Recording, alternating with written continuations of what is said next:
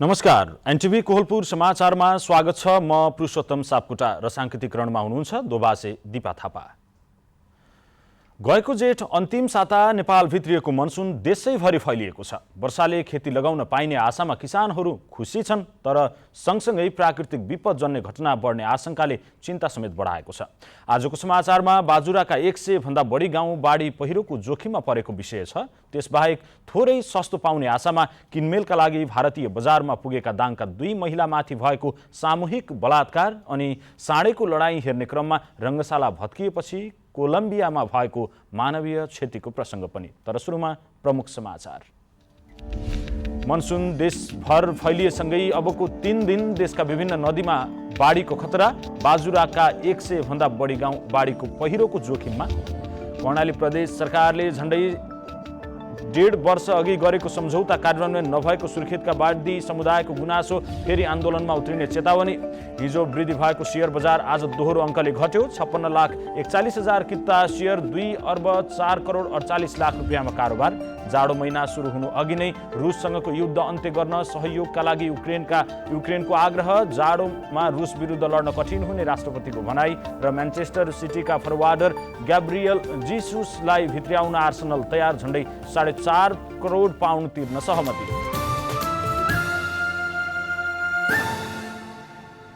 समाचार अब विस्तारमा। गएको जेठ 22 गते प्रदेश 1 बाट नेपाल भित्रिएको मनसुन अहिले देशभर फैलिएको छ। सुदूरपश्चिममा हिजो प्रवेश गरेसँगै मनसुन देशभर फैलिएको हो। मनसुनी गतिविधि सक्रिय रहेकाले आज देशका धेरै ठाउँमा दिनभर जसो नै झरी परेको मौसमविदले बताएका छन्। केही ठाउँमा ठूलो वर्षा भएको छ। आज राति र भोलि पनि देशभर पानी पर्ने सम्भावना रहेको मौसमविद हिरा भट्टराईले बताउनुभयो। गए रातिदेखि नै पानी परिरहेको तथा आज र भोलि पनि पानी पर्ने सम्भावना रहेको र बाढी पहिरोको जोखिम उच्च रहेकाले सावधानी अपनाउन पनि मौसमविदहरूको आग्रह छ। वर्षाका कारण अबको 3 दिनसम्म देशका प्रमुख तथा सहायक नदीमा बाढी आउन सक्ने भन्दै सतर्कता अपनाउन बाढी पूर्वानुमान महाशाखाले आग्रह गरेको छ। महाशाखाका अनुसार लुम्बिनी प्रदेशको पाल्पा, कर्णाली प्रदेशको जाजरकोट, दैलेख, सुर्खेत र सुदूरपश्चिम प्रदेशको कैलाली, कञ्चनपुर, डडेलधुरा, बैतडी र आसपास भई बहने केही साना नदीमा बाढी आउन सक्ने भएकाले सावधानी अपनाउन बाढी पूर्वानुमान महाशाखाले आग्रह गरेको छ। यस्तै भोलि पनि यी खोला तथा नदीमा पानीको सतहले सतर्कता तह पार गर्न सक्ने अनुमान गरिएकाले तटीय क्षेत्रमा बसोबास गर्नेलाई विशेष सावधानी अपनाउन भनिएको छ। यस्तै प्रदेश 1 को इलाम, झापा, मोरङ, सुनसरी, उदयपुर तथा बागमती प्रदेशको सिन्धुपाल्चोक, गण्डकी प्रदेशको तनहुँ, स्याङ्जा र पर्वतका नदी खोलामा पनि बाढीको अनुमान गरिएको छ।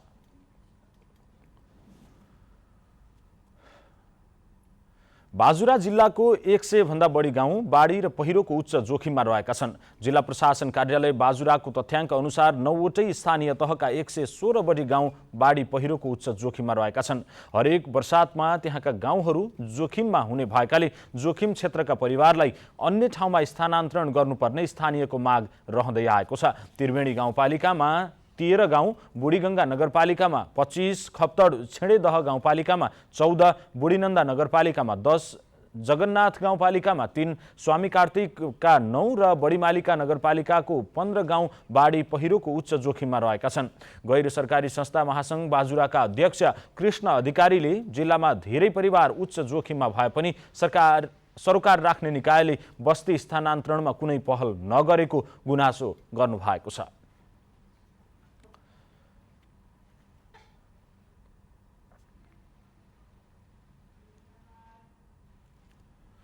देशैभरि यस वर्षको मनसुन सक्रिय भएसँगै प्राकृतिक विपदको जोखिम बढ्न थालेको छ। विगत वर्षको तुलनामा यस पटक बढी वर्षा हुने अनुमानका बीच चिन्ता बढेको हो। बाढी पहिरो जस्ता विपदबाट धनजनको क्षति न्यूनीकरण गर्न स्थानीय तहको पूर्व तयारी र भूमिका कस्तो हुनुपर्ला भनेर आज हामीले डडेलधुराका केही नागरिकलाई सोधेका छौँ। हेरौँ आजको आवाजमा।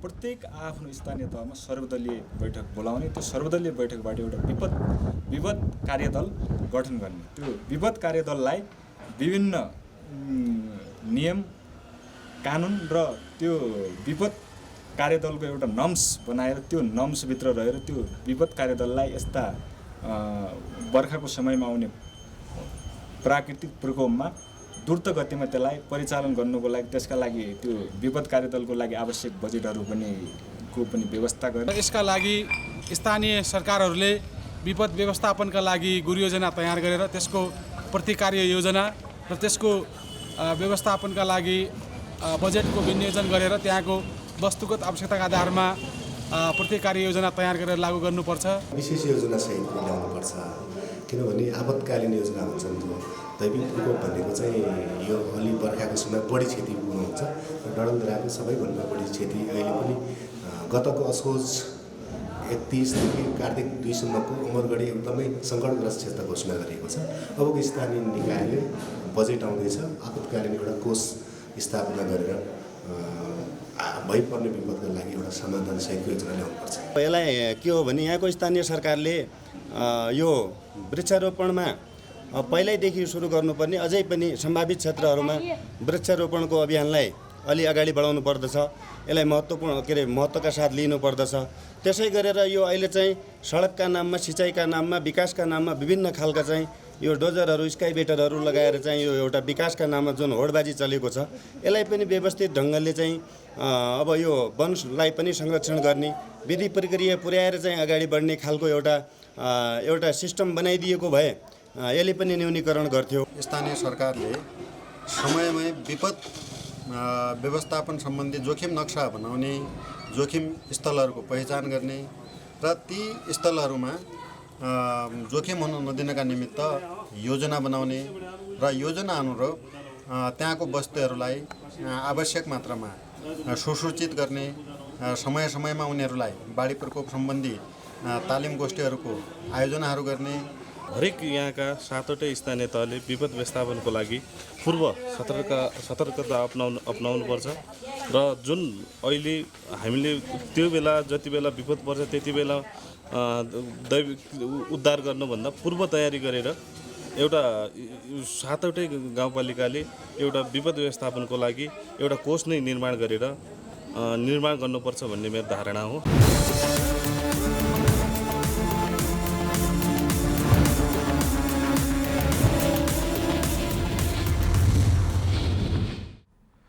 समाचारको क्रम जारी नै छ। अहिलेलाई एकैछिनको विश्राम।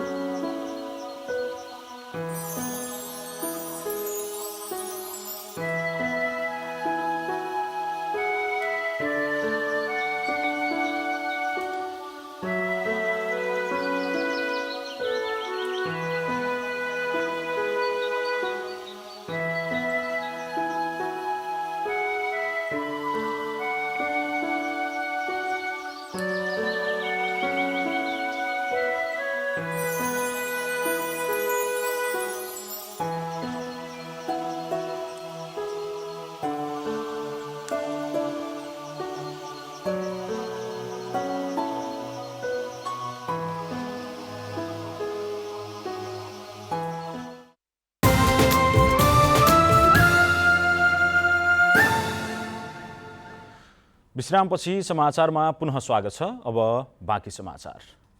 कर्णाली प्रदेश सरकार र सुर्खेतका वादी समुदायबीच 2077 फागुनमा भएको सम्झौता कार्यान्वयन नहुँदा वादी समुदाय निराश भएका छन्।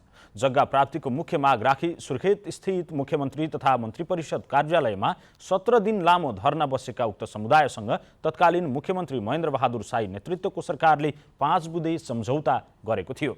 प्रदेश सरकार आफैले गरेको सहमति कार्यान्वयनमा बेवास्ता गरेको भन्दै वादी समुदायले पुनः आन्दोलनमा उत्रिने चेतावनी दिएको छ। आफ्ना माग पूरा गराउन 2077 फागुन 10 गते विभिन्न जिल्लाबाट महिला बालबालिका सहित सो समुदाय प्रदेशको राजधानी सुर्खेत पुगेको थियो। वादी अधिकार सङ्घर्ष समिति कर्णाली प्रदेशका संयोजक हिक्मत वादीले आवास र रोजगारीको माग पूरा गर्न चासो नदिँदा पुनः प्रदेश सरकारको ध्यानाकर्षण गराइएको बताउनु भएको छ।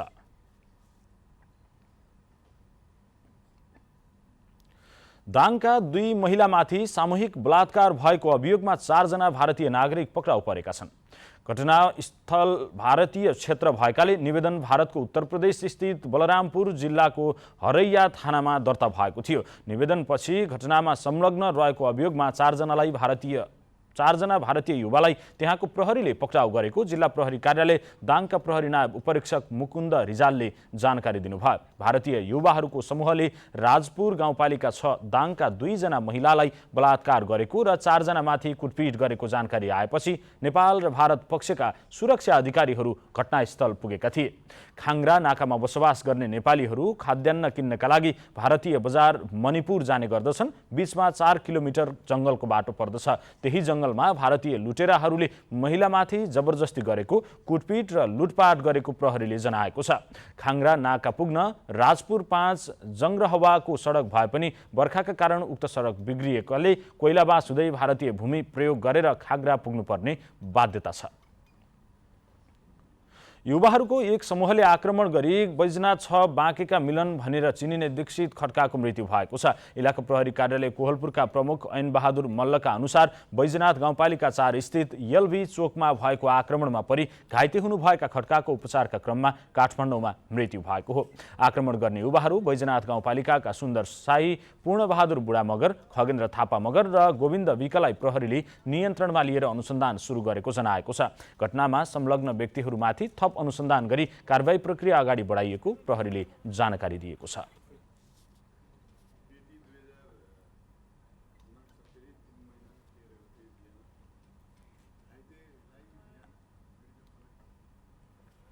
गर्मी र झरीको यो बेला हैजा, झाडापखाला लगायतका अरू सरुवा रोगको जोखिम भएकाले सावधानी अपनाउन चिकित्सकहरूले आग्रह गरेका छन्। अहिले हैजासँगै टाइफाइड, जन्डिस, कोरोना, डेङ्गी लगायतका सरुवा रोगको पनि जोखिम हुने भएकाले स्वास्थ्य मापदण्ड पालनामा हेलचक्र्याई नगर्न इपिडेमियोलोजी तथा रोग नियन्त्रण महाशाखाका निर्देशक डाक्टर चुमनलाल दासले आग्रह गर्नुभएको छ।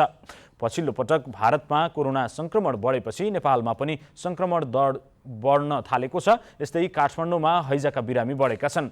हैजा खानपानका माध्यमबाट सर्ने भएकाले पानी उमालेर मात्रै पिउन, सकेसम्म घर बाहिर गएर नखान, सरसफाइमा ख्याल गर्न र घरमा कसैलाई हैजाको लक्षण देखिएमा परिवारका अरू सदस्य पनि सचेत भएर बिरामीलाई अस्पताल पुर्याउन चिकित्सकहरूको सल्लाह रहेको छ। रूपन्देहीको भैरवा स्थित भीम अस्पतालमा कार्यरत स्वास्थ्य कर्मीहरूले कोरोना जोखिम भत्ता नपाएको भन्दै आन्दोलनमा उत्रिने चेतावनी दिएका छन्। उनीहरूले भीम अस्पताल सङ्घर्ष समिति गठन गरी कोरोना जोखिम भत्ता नपाए आन्दोलनका कार्यक्रम घोषणा गर्ने बताएका छन्। सङ्घर्ष समितिका अध्यक्ष गोपाल उपाध्यायले सरकारले गरेको निर्णय अनुसार श्रमको मूल्य पाउनुपर्ने बताउनुभयो। असार 16 गतेसम्म माग सम्बोधनको प्रतीक्षा गरिने, त्यसपछि आन्दोलनका कार्यक्रमहरू घोषणा गरिने उपाध्यायले बताउनु भएको छ। उपाध्यायका अनुसार भीम अस्पतालमा कार्यरत स्वास्थ्य कर्मीले 6 महिनाको 1,49,80,000 रकम पाउन बाँकी रहेको छ। भीम अस्पतालका 174 जना स्वास्थ्य कर्मीले जोखिम भत्ता बापतको रकम नपाएका बताएका हुन्।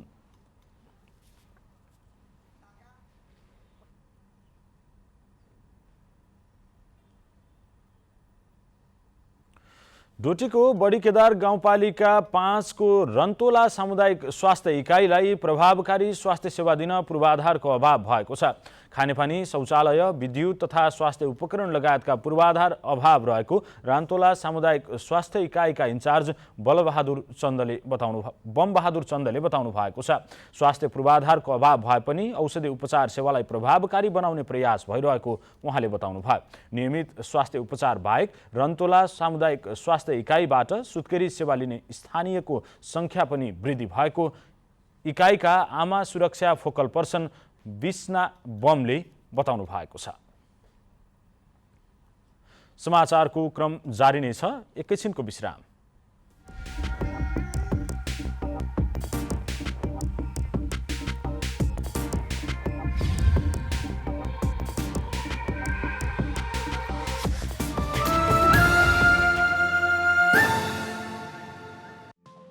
केही नयाँ, केही फरक।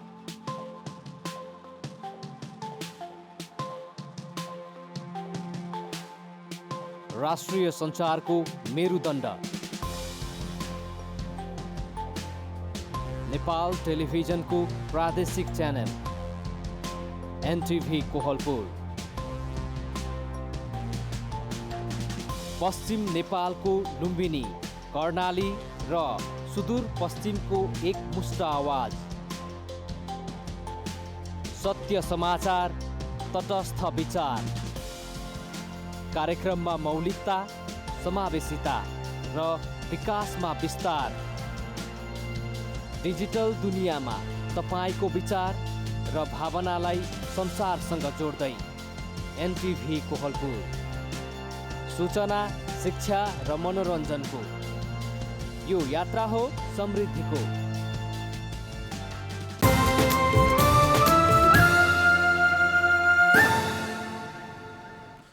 तपाईँ एनटिभी कोहलपुर हेर्दै हुनुहुन्छ। अब बाँकी समाचार।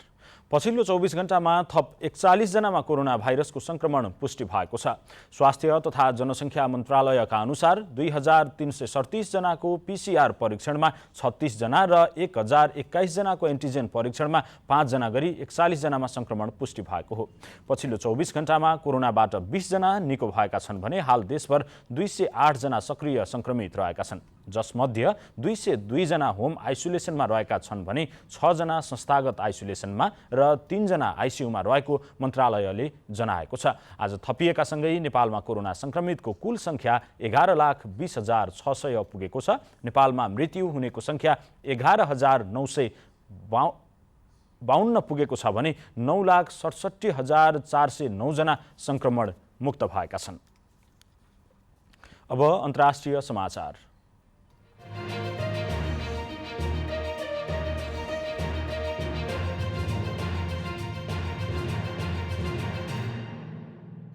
युक्रेनका राष्ट्रपति भ्लोदिमिर जेलेन्स्कीले जाडो महिना सुरु हुनु अघि नै रुससँगको युद्ध अन्त्य गर्न सहयोग गर्न G7 राष्ट्रहरूलाई आग्रह गर्नुभएको छ।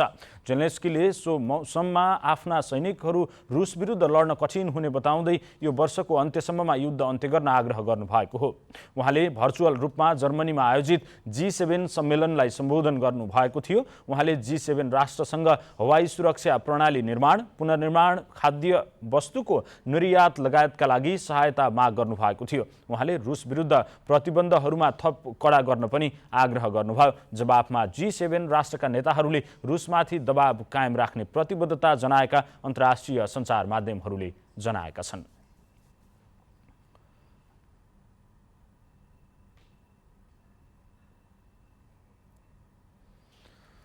कोलम्बियामा साडे जुदाई प्रतियोगिता हेर्न रङ्गशालामा भेला भएका दर्शक बस्ने कक्ष भत्किँदा 4 जनाको मृत्यु भएको छ। 30 जना घाइते भएका छन्।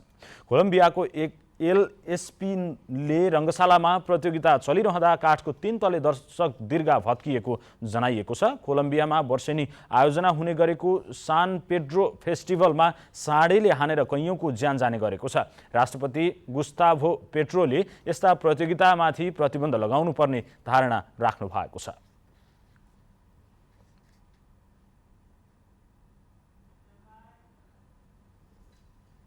अब आर्थिक समाचार।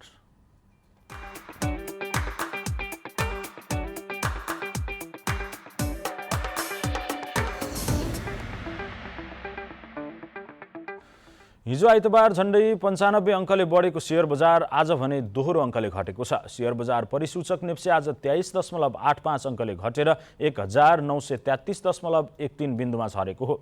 आज जीवन बिमा र लगानी समूह बाहेक सबै समूहको शेयर घटेको छ। 229 वटा कम्पनीको 56,41,000 किता शेयर 2 अर्ब 4 करोड 48 लाख रुपियाँमा कारोबार भएको छ। सबैभन्दा धेरै नागरिक लगानी कोषको 15 करोड 65 लाख रुपियाँको शेयर किनबेच भयो। आज सबैभन्दा धेरै उन्नति सहकार्य लघु वित्तको शेयर 10% घटेको छ। समग्रमा बजार घटे पनि CYC लघु वित्त र न्यादी हाइड्रो पावर कम्पनीको शेयर 10% तथा लाइफ इन्सुरेन्स कर्पोरेसन नेपालको शेयर 9% भन्दा धेरैले बढेको छ।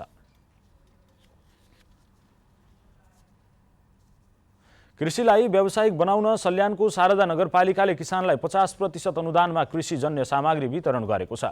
वडा नम्बर 8 स्थित प्यालेखोला कृषि तथा जडीबुटी कृषक समूहका सदस्यहरूका लागि मिनी टेलर, डिजिटल काँटा, बेसारका चना काट्ने मेसिन, अदुवा छोडाउने मेसिन वितरण गरिएको हो। त्यस्तै सुपर ग्रिन ब्याग, ठेलागाडा, hill tank, spray tank, solar dryer machine वितरण गरिएको छ।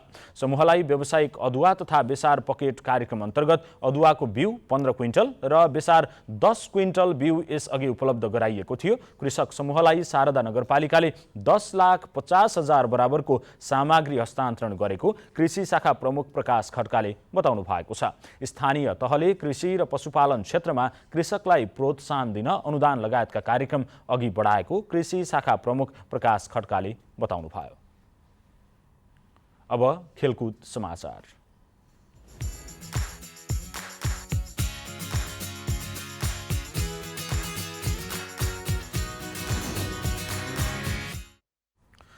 महिला राष्ट्रिय क्रिकेटकी कप्तान रुबिना छेत्रीले खेलाडीलाई धेरैभन्दा धेरै अभ्यास खेलको खाँचो रहेको बताउनु भएको छ। एसीसी महिला T20 च्याम्पियनसिपमा सहभागी भएर आज स्वदेश फर्किएपछि त्रिभुवन विमानस्थलमा पत्रकारसँग कुराकानी गर्दै उहाँले धेरैभन्दा धेरै प्रतियोगितामा अवसर पाए नेपाली महिला क्रिकेट टोली अगाडि बढ्न सक्ने बताउनु भएको हो।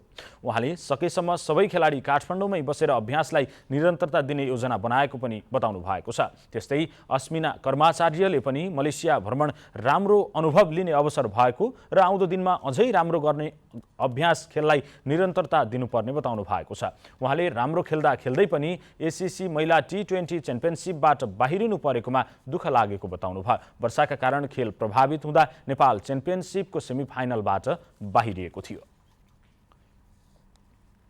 म्यान्चेस्टर सिटीका फरवार्ड ग्याब्रियल जीसुसलाई भित्र्याउन आर्सेनलले 4.5 करोड पाउन्ड तिर्न सहमति जनाएको छ।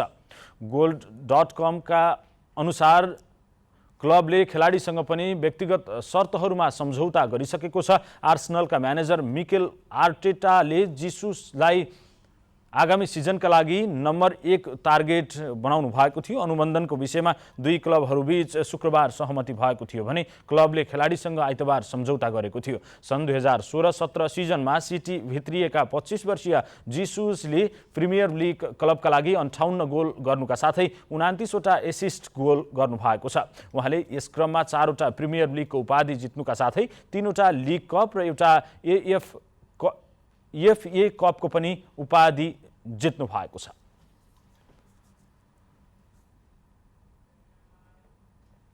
अब मौसम।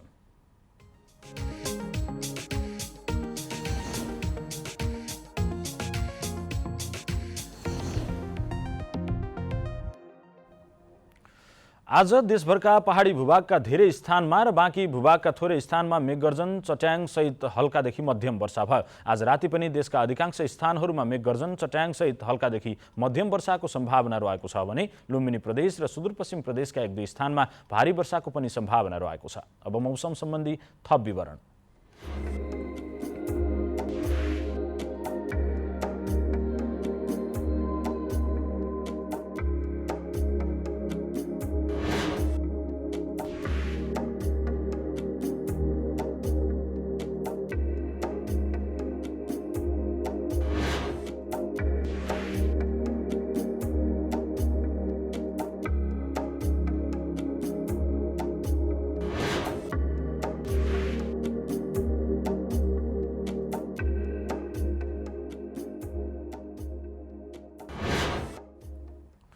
समाचारको अन्त्यमा प्रमुख समाचार पुनः एकपटक। मनसुन देशभर फैलिएसँगै अबको 3 दिन देशका विभिन्न नदीमा बाढीको खतरा। बाजुराका 100 भन्दा बढी गाउँ बाढी पहिरोको उच्च जोखिममा। कर्णाली प्रदेश सरकारले झण्डै 1.5 वर्ष अघि गरेको सम्झौता कार्यान्वयन नभएको सुर्खेतका वादी समुदायको गुनासो, फेरि आन्दोलनमा उत्रिने चेतावनी। हिजो वृद्धि भएको शेयर बजार आज दोहोरो अङ्कले घट्यो। 56,41,000 किता शेयर 2 अर्ब 4 करोड 48 लाख रुपियाँमा कारोबार। जाडो महिना सुरु हुनु अघि नै रुससँगको युद्ध अन्त्य गर्न सहयोगका लागि युक्रेनको आग्रह। जाडोमा रुस विरुद्ध लड्न कठिन हुने राष्ट्रपतिको भनाई। र म्यान्चेस्टर सिटीका फरवार्ड ग्याब्रियल जीसुसलाई भित्र्याउन आर्सेनल तयार।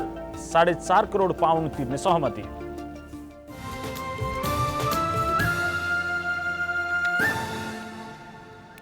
हवस् त अहिलेलाई समाचारको सिलसिला यति नै। बिदा दिनुहोस्। नमस्कार।